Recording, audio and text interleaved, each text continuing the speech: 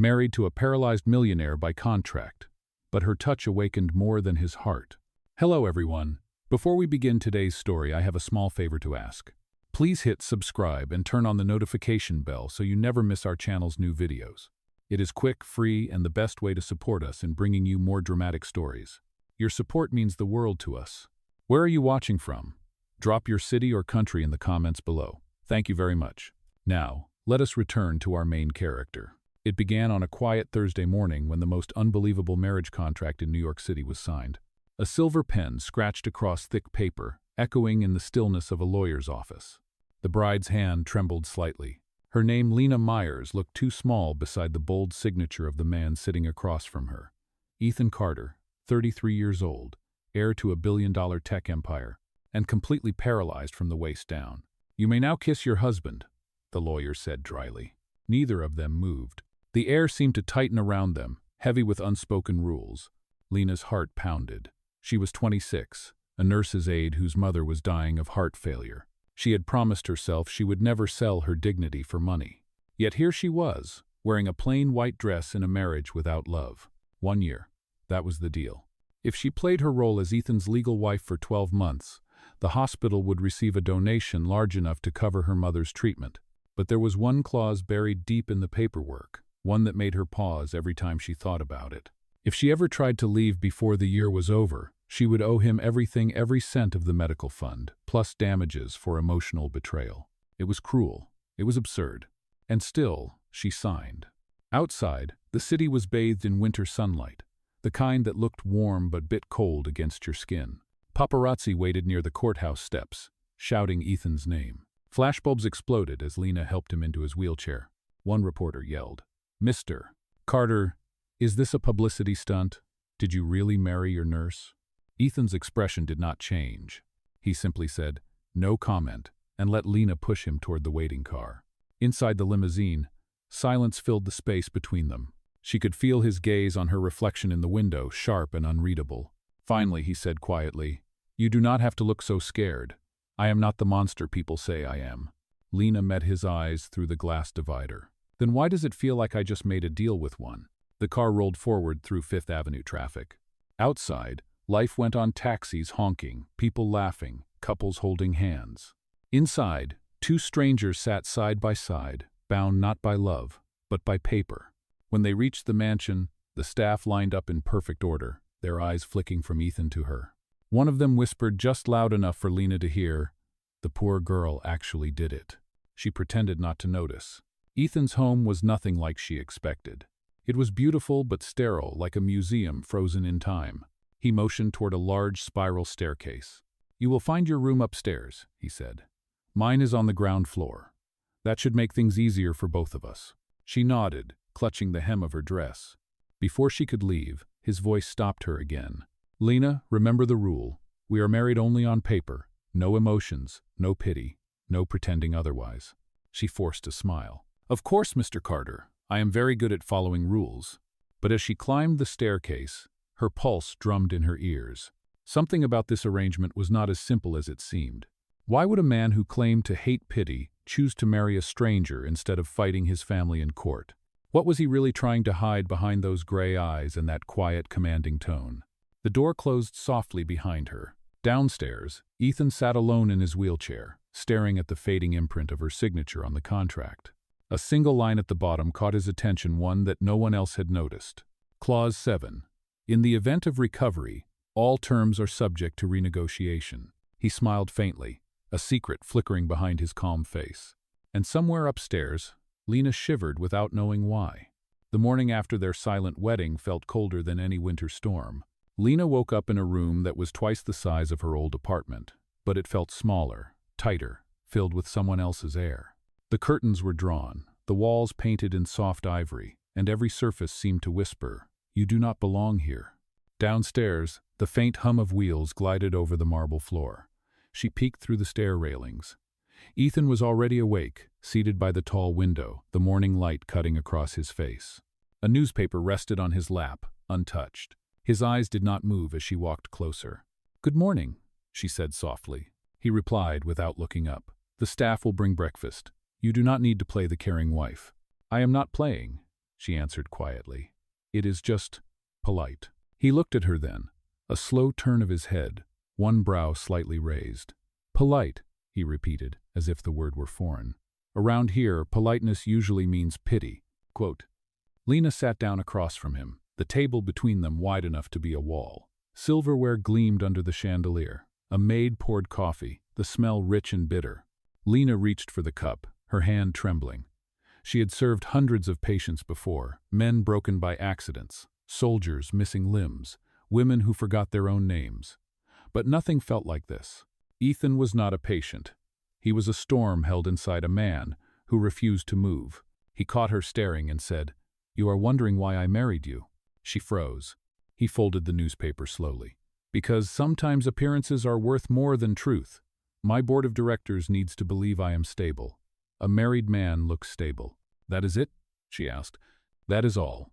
His tone was final, like a closing door. Lena looked down at her coffee. The warmth of the cup seeped into her fingers, the only warmth in the room. "You could have hired an actress," she murmured. He almost smiled. "I did." The words stung more than she expected. She wanted to leave, but she remembered her mother lying in that hospital bed, tubes running from her arms, the doctor's quiet voice saying, "Without the surgery, she has 3 months at most." So Lena stayed. She spent the next few days learning the rhythm of the house. Meals arrived on time, the staff spoke in low tones, and every corridor smelled faintly of lemon polish and money. At night, when the house went quiet, she could hear the ocean wind brushing against the balcony doors. Ethan rarely spoke unless necessary. He spent most of his time in his study, working through stacks of documents or watching the garden through the glass wall. Lena, unsure of her place, began to take care of small things, watering plants, arranging his medication, making sure the heater stayed on. No one asked her to, but silence was harder than work. One evening, as she placed a tray near his desk, Ethan said suddenly, "You move quietly. The others make noise when they walk. You do not." She hesitated, unsure if that was an insult or a compliment. "Habit, I guess. Hospitals teach you to step softly." He nodded once, his gaze lowering to the cup of tea she had brought. "Thank you," he said. The words clipped, almost reluctant. It was the first time he had thanked her. Days blurred into weeks. She learned that he liked his coffee strong, no sugar, that he hated the sound of ticking clocks, that every night at exactly 11, he stopped working and stared at the same photograph on his desk, a smiling man in a suit beside him, both laughing under summer light. She later learned that man had been his closest friend, the one who died in the crash that left Ethan in the chair. Sometimes she heard him whisper to the photo, his voice rough, "You should have been the one to live." Quote. Lena never answered those moments. She simply turned off the lights, left the door open a little, and let him have the darkness to himself. But one night, as thunder rolled over the sea, she found him alone in the garden, rain soaking his shoulders. He was trying to reach a flower pot that had fallen, his hand trembling on the wheel. She rushed forward instinctively. "Ethan, stop, you will hurt yourself." "I said leave it," he snapped, his voice sharp enough to slice the air. She did not. She stepped into the rain, picked up the broken pot and set it back on the table. "You do not have to fight everything alone," she said. He stared at her, water running down his face, indistinguishable from tears. For a long second, neither of them moved. Then he turned his chair back toward the house, whispering just loud enough for her to hear. "You have no idea what I have to fight." Lena watched him disappear through the doorway, heart pounding. For the first time, she realized this marriage might not just save her mother's life, it might change hers too. The following morning began with the scent of ocean mist drifting through the open windows. The house was quiet except for the soft clicking of Ethan's wheelchair on the marble floor. Lena followed the sound, still wearing her oversized sweater, hair pulled into a messy bun. She stopped when she saw him in the library, sunlight sliding across his shoulders as he sorted through a pile of envelopes. Without looking up, he said, "Sit down, Lena. We need to discuss the rules of this arrangement." Her pulse quickened. She took the chair opposite him, where the smell of coffee and expensive ink mingled in the air. A thick file lay on the desk between them, sealed with his signature. His lawyer, Mr. Harlan, stood beside him, adjusting his glasses. "This marriage," Ethan said calmly, "may be fake, but the consequences are real. These are the conditions." He opened the folder, revealing a printed list of terms. Rule number 1, No personal questions. Rule number 2. No physical affection, no matter the situation. Rule number 3. Appear with me at 5 public events to maintain credibility. Rule number 4. Never discuss this contract with anyone. Quote. And finally, in bold letters, violation of any term will result in immediate annulment and financial penalty. Lena stared at the paper. You really think I would want to touch you just to break the rules? She asked quietly. Ethan's tone did not shift. You would be surprised what people will do for sympathy or fame. The lawyer cleared his throat. Mrs. Carter, if you agree, sign at the bottom. Your signature confirms full understanding of the terms. Quote. Lena's fingers hesitated above the pen. What happens if I actually care about something not on this list? Ethan's eyes lifted. Then you will have broken rule number 1. She forced a steady breath and signed her name. The pen scraped the paper like a quiet surrender. When the lawyer left, the silence between them thickened. Ethan looked at her with the same detached calm. Your first event is in 2 weeks. A charity gala for the Carter Foundation. Try not to embarrass yourself. Closed. Lena wanted to say something sharp, something that would pierce through that perfect wall of indifference, but she bit it back. Instead, she asked, What should I wear? He paused, almost surprised she had asked. Whatever makes you look like you belong here. That afternoon, she went shopping with one of the house assistants. Every gown she tried felt like a costume, something made for a stranger. When she finally picked a simple navy dress, the assistant frowned. Too plain for a Carter wife. Lena smiled faintly. Good. Then it is perfect. At night, she reread the contract in her room. The words blurred under the bedside lamp. Every line was clean, cold, and absolute. Yet one thought lingered in her mind. Why would a man who despised emotion go to such lengths to control it? Days passed with the same rhythm. Ethan worked from his office, speaking in measured tones during his video meetings. Lena learned to exist quietly, filling the spaces between his silence. She watered the orchids near the window, folded his sweaters, and replaced the empty coffee mugs before he asked. One morning, she found him in the gym, watching the physical therapist adjust the support straps of a parallel bar system. His jaw tightened as he tried to lift himself. His hands trembled, sweat breaking along his hairline. When his arms gave out, he slammed his fist against the bar. Lena stepped forward instinctively. Ethan, do not, he snapped, his breath ragged. Do not help me. She stopped, her throat dry. Then at least let me turn off the alarm. It is deafening. He exhaled slowly, and something in his expression cracked not anger this time, but exhaustion. She turned off the beeping machine, handed him a towel, and for the first time, he accepted it without a word. Later that evening, she left a note on his desk that read, You are stronger than you think. Everyone forgets that sometimes. The next morning, the note was gone. In its place was a single line written in Ethan's handwriting. And sometimes strength means remembering the rules. Lena stared at it, both frustrated and intrigued. He wanted control. Yet something in his eyes each day betrayed how fragile that control truly was. It made her wonder not for the first time how long 2 people could live under one roof, following a contract that was built only to keep them apart. Would you ever agree to a deal like that, knowing the rules were designed to break your heart first? The day of the first charity gala arrived faster than Lena expected.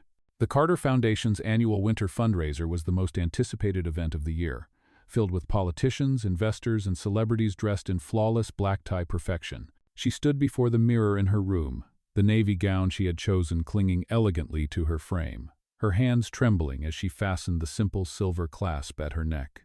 The reflection staring back at her was almost unrecognizable, poised, graceful, someone who might actually belong to this world of quiet luxury. Downstairs, Ethan waited in the grand foyer, dressed in a dark tailored tuxedo, his wheelchair polished to gleam like obsidian under the chandelier light. When he looked up, his breath caught for just a second, a reaction so fleeting she almost missed it. You clean up well, she said, trying to mask her nerves. So do you, he replied. His voice was low, steady, but his gaze lingered longer than it should have. The ride to the gala was silent except for the hum of the car engine. Through the tinted windows, the city sparkled in anticipation, skyscrapers glinting like cold diamonds. Lena watched the lights blur past and wondered, what am I doing here? When they arrived, photographers crowded the entrance. Flashbulbs burst like fireworks and questions flew through the air. Mr. Carter, how are you feeling after the accident? Is this your new wife? Was it love or a legal arrangement? Ethan's jaw tightened. He placed a steady hand on the armrest of his chair and said evenly, "We are not answering personal questions tonight. We are here for the Children's Hospital fundraiser." The cameras clicked louder.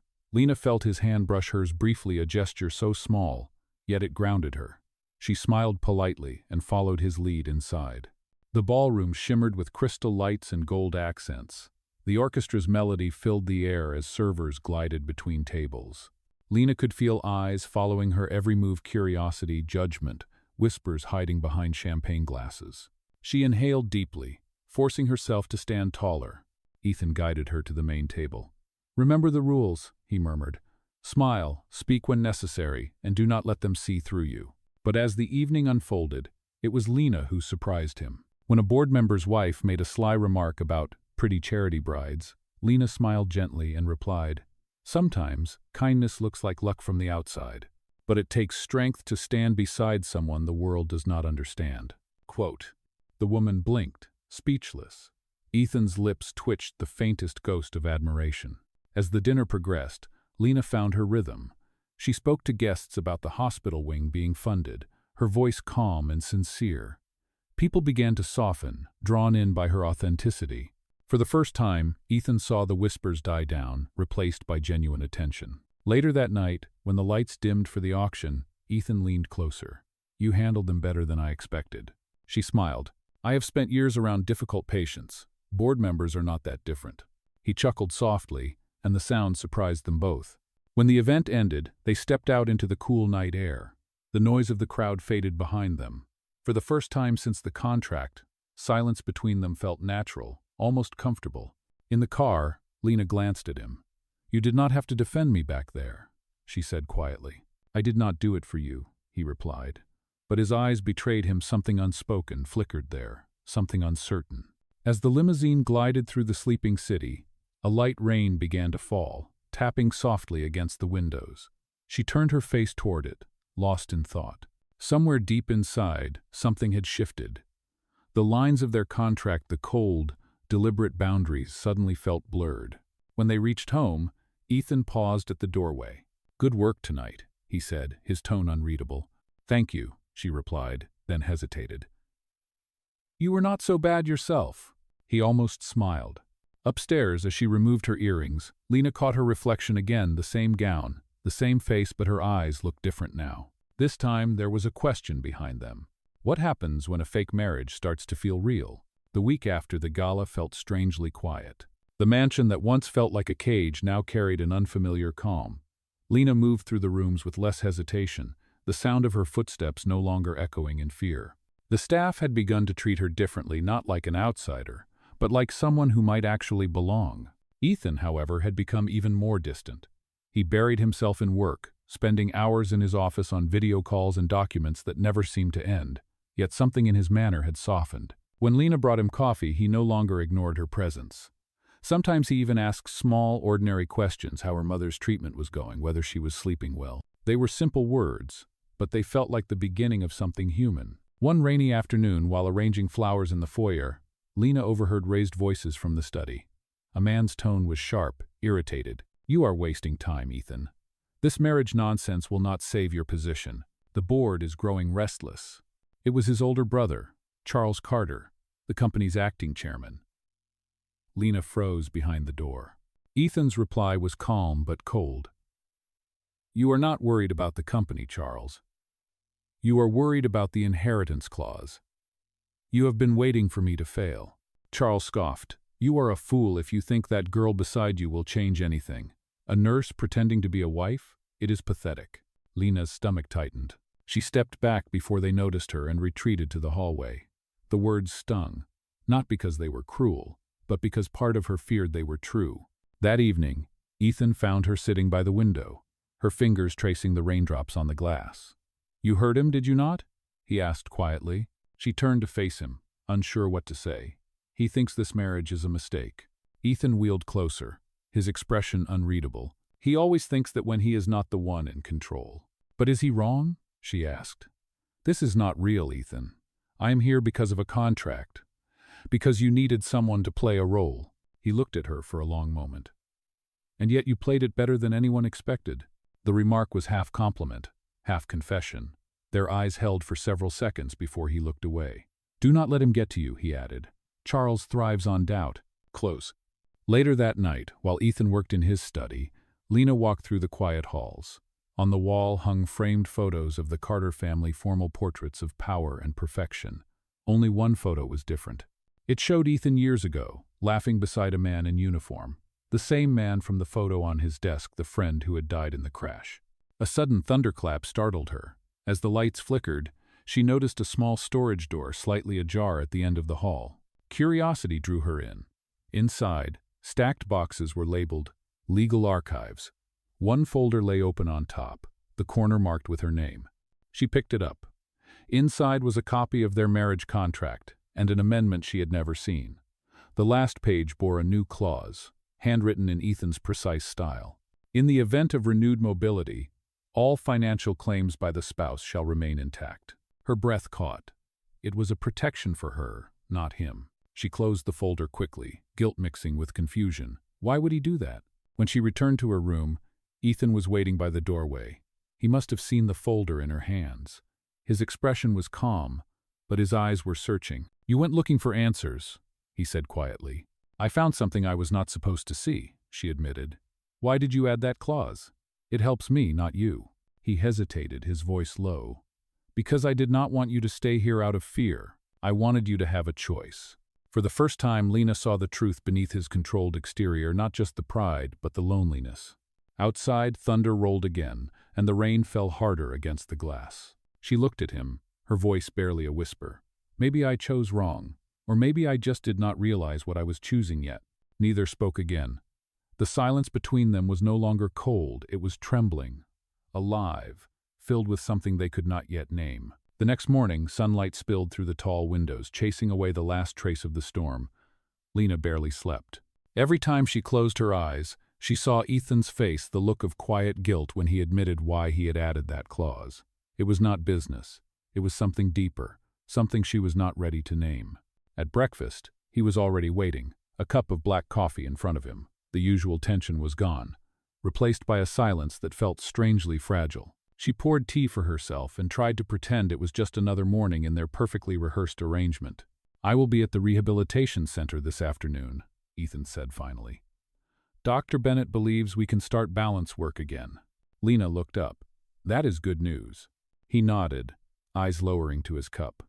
"You do not have to come." "I want to," she replied before she could stop herself. "I mean, it is part of my role." Quote, something flickered behind his calm expression, a small, unspoken relief. "Then we leave it too." The therapy room smelled of antiseptic and determination. Ethan sat by the parallel bars, his palms pressed against the cold steel. The therapist, a kind woman in her 50s, adjusted the straps around his knees. Lena stood nearby, watching every movement, her hands clenched in quiet hope. "Take it slow," the therapist said. "Do not fight the tremor, breathe through it." Quote, Ethan inhaled sharply and began to pull himself upright. His muscles quivered, his jaw locked tight. The strain was visible, sweat sliding down his temples. The wheels of his chair clinked faintly behind him, as if reminding him of where he had started.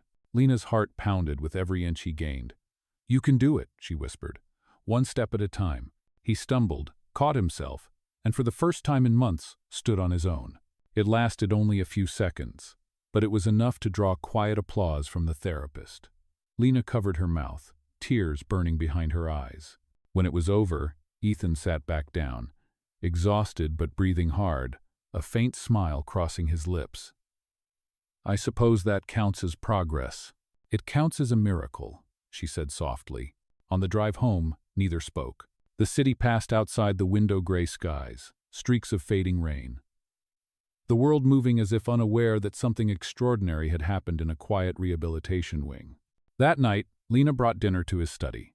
He was working again, papers spread across the desk, his sleeves rolled up. She placed the tray down and said gently, "You should rest. You pushed yourself too hard today." He looked at her, his expression unreadable. "You care too much for someone bound by a contract. Go." "Maybe I just forgot where the contract ends," she replied. He leaned back, studying her. You are not the only one. Silence stretched between them, heavy and alive. The only sound was the soft crackle of the fireplace. Then Ethan spoke again, his voice lower this time. You once asked why I married a stranger instead of fighting my family. The truth is, I was tired of fighting. Signing that contract was easier than admitting I was afraid to be alone. Her throat tightened. You are not alone anymore, she said. He smiled faintly, his voice almost a whisper. No, not anymore. Before she could reply, his phone buzzed on the table. The name flashing on the screen froze them both. Charles Carter. Ethan's face darkened. He answered briefly, listened, then hung up. He wants to meet tomorrow, he said. At the company. Apparently, there are issues with the foundation fund. Lena frowned. Do you think he is planning something? I always think he is planning something, Ethan replied. But this time, I intend to find out. As he turned his chair toward the window, Lena felt a chill run down her spine. For the first time, she sensed that the story of their contract was no longer about pretending. Something real and dangerous was beginning. The next morning began with a silence too heavy for comfort.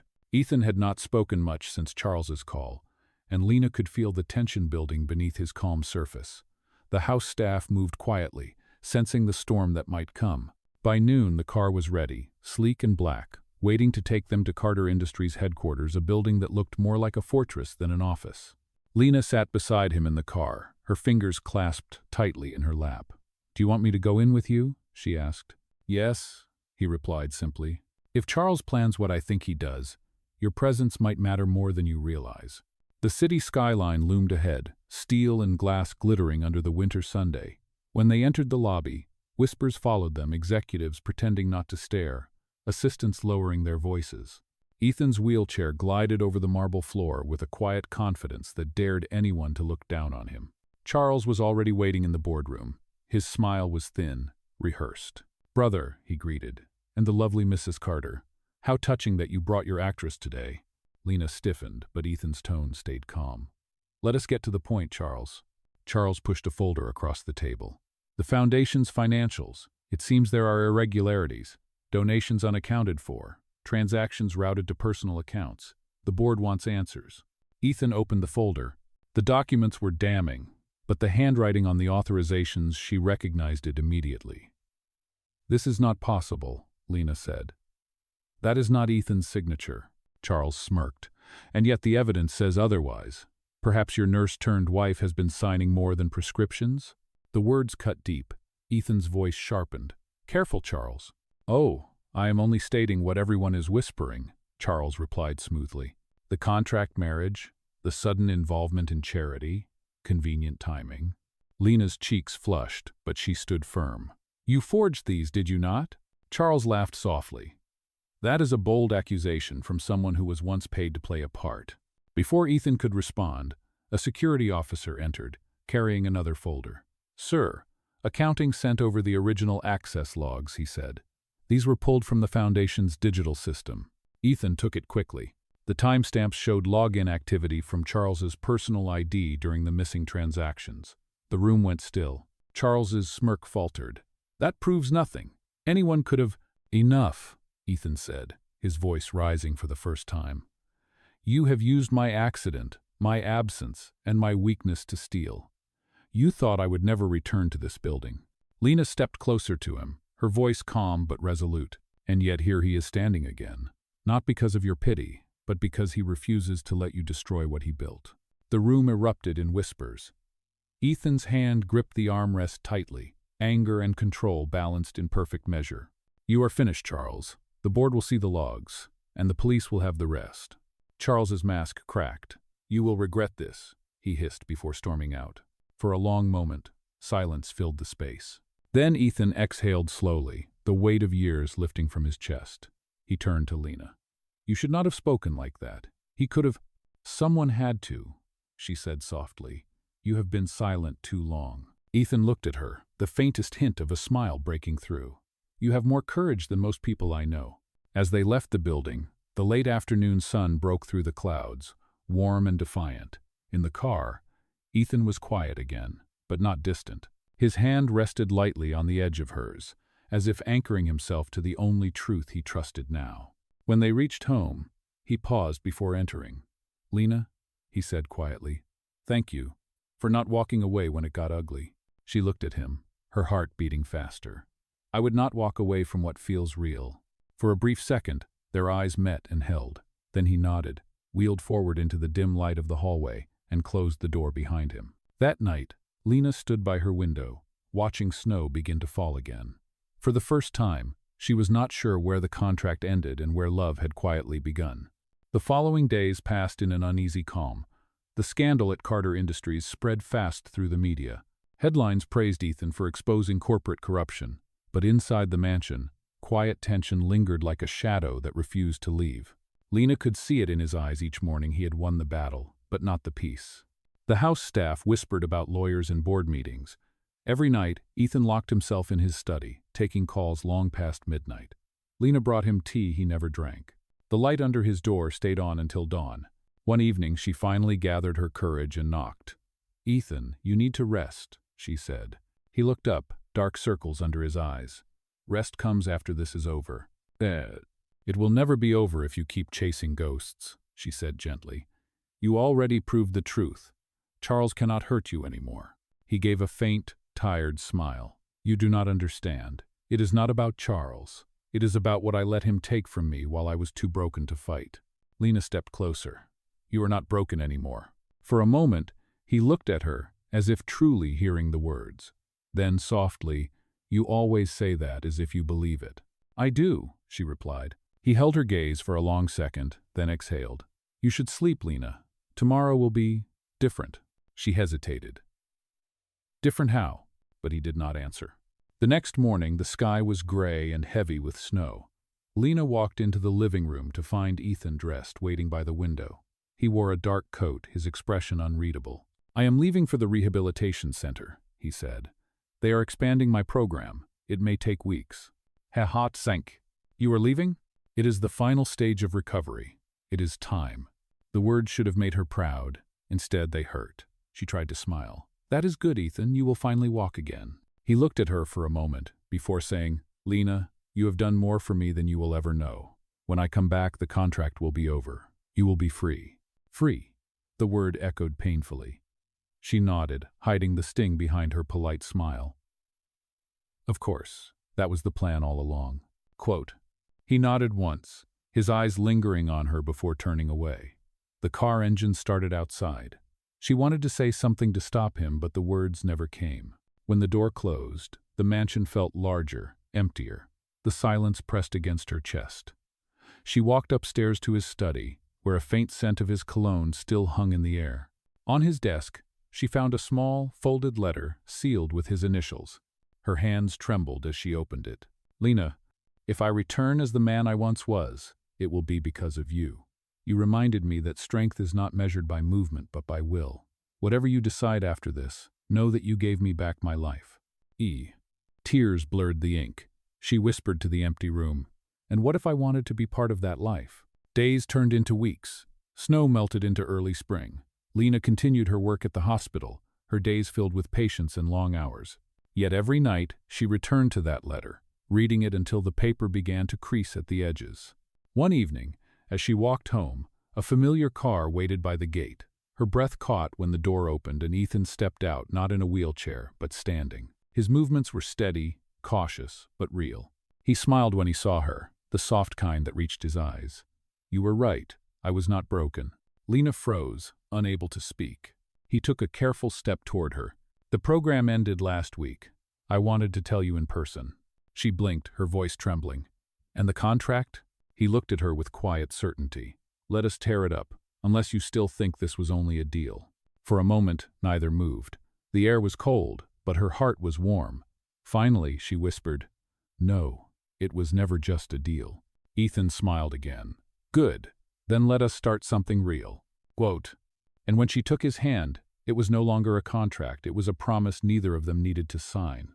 Spring in New York came late that year, soft and hesitant, as if unsure whether the city deserved warmth after such a long winter. The Carter mansion, once cold and lifeless, now carried a new kind of stillness, gentler, quieter. The storm had passed, and in its place was something fragile but real. Ethan walked slowly along the garden path, the cane in his right hand tapping against the stone. His steps were steady, deliberate, each one a quiet victory. Lena followed beside him, her hand brushing lightly along the row of blooming tulips she had planted weeks ago. "It feels different," he said finally, his voice breaking the silence. "What does?" she asked. "Everything. The house, the air, even the way the world sounds. It is quieter when you stop fighting it." She smiled. "You sound like someone who finally learned how to breathe." He laughed softly. "Maybe I did." They reached the gazebo overlooking the pond. Ethan leaned against the railing, watching sunlight shimmer across the water. The reflection showed the man he had become stronger, calmer, no longer trapped by the past. Lena stood beside him. "Do you ever regret any of it?" she asked. "The contract? The way it all began?" He looked at her, thoughtful. "Regret is what keeps us chained to yesterday. I would not change a single thing that brought me here." Her gaze dropped to the ground. "Even the lie that started it?" He shook his head. "Especially that. Because without the lie, I would never have learned what truth really feels like." She said nothing, but her eyes glistened. For a moment they simply stood there, the sound of the city faint in the distance. Then Ethan turned to her, his expression shifting from calm to something more certain. "I spoke with the board this morning," he said. "I am stepping down as CEO." Lena looked up, startled. "You are what?" "I have spent too long proving I could still run an empire," he continued. "But I do not want an empire anymore. I want a life that means something. I am donating most of my shares to the foundation. It will fund rehabilitation programs for patients who cannot afford them." Her breath caught. "Ethan, that is insane," he interrupted, smiling. "Maybe, but it feels right." Quote. She smiled back, shaking her head. "You are impossible." He reached for her hand. "So are you. You walked into my world without a map and built a bridge where I only saw walls." Her voice was quiet. "I only wanted to help." "You did more than that," he said. "You made me believe again." They stood in silence, hands intertwined, the wind carrying the faint scent of tulips and rain. After a while, Ethan spoke again. "The contract ends today, officially. My lawyer sent the papers this morning." Lena's heart tightened. "So this is goodbye?" He smiled gently. "Only if you still want it to be." She met his gaze, steady and sure. "I do not." He took a step closer, his hand lifting to her cheek. "Then what do you want, Lena Myers?" Her voice trembled, but her words were clear. "A life that is real, with you." Ethan's eyes softened. "Then that is what you will have." The kiss that followed was not cinematic or dramatic. It was quiet, warm, full of everything they had not been able to say. Around them, the garden seemed to exhale, the flowers swaying gently as if in approval. Later, as they walked back toward the house, Lena glanced at him and said, "You know, this started as a contract, something written, signed, and bound by rules." Ethan nodded. "And now?" "Now," she said, smiling, "it is just a promise." He stopped at the doorway, turning to look at her one last time before stepping inside. "Then let us keep it." The door closed softly behind them, and the camera of the world could almost fade out there, a billionaire who learned to stand again, a woman who taught him how to live, and a love that began as fiction but ended as truth. Sometimes the most beautiful stories are not the ones we plan. They are the ones we dare to believe in when everything else falls apart. Because love, real love, does not need a contract, it only needs courage.